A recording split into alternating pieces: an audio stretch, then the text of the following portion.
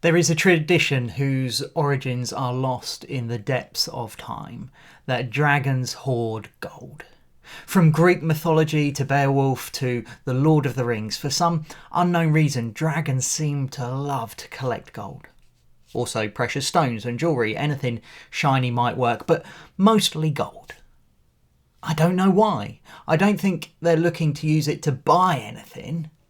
People tend to give dragons whatever they want anyway in fear of being roasted. There's some idea maybe that they sleep on it, which strikes me as particularly uncomfortable.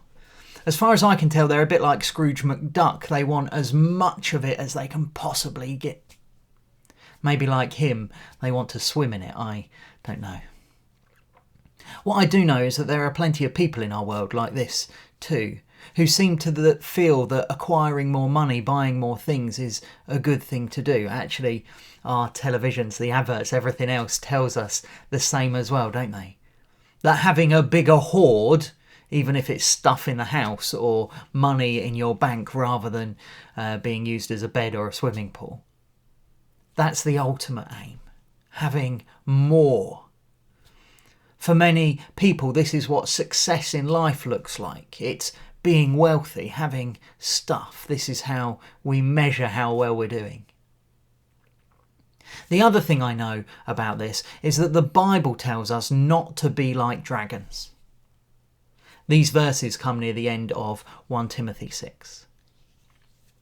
Command those who are rich in this present world not to be arrogant, nor to put their hope in wealth, which is so uncertain, but to put their hope in God, who richly provides us with everything for our enjoyment. Command them to do good, to be rich in good deeds, and to be generous and willing to share. In this way they will lay up treasure for themselves as a firm foundation for the coming age, so that they may take hold of the life that is truly life.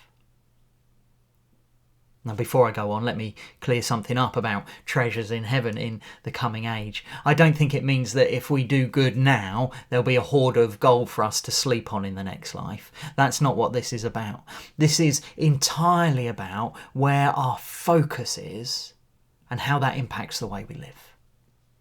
Simply put, if our focus is on acquiring wealth, status, power, stuff on earth, we end up being selfish, even if we don't have very much of it, even if we've got a little and we just desperately want a little more and a little more and a little more. What happens is our relationships become less than God's perfect design, because for us to get a little bit more, for us to gain more and more and more, others end up having less. Our care and concern becomes about us. What more can I have? How can I get more? Instead of focusing on others, particularly those most in need. On the other hand, if our focus is on eternal things, if what we seek to gain are those things that have an impact both in this life and the next, we live the sort of loving lives that Jesus modelled for us. Lives that look to the needs of others, lives that seek to build loving relationships with one another, lives orientated towards God. I've said it before and I'll say it again, money and stuff are not good or evil in themselves. They're just things.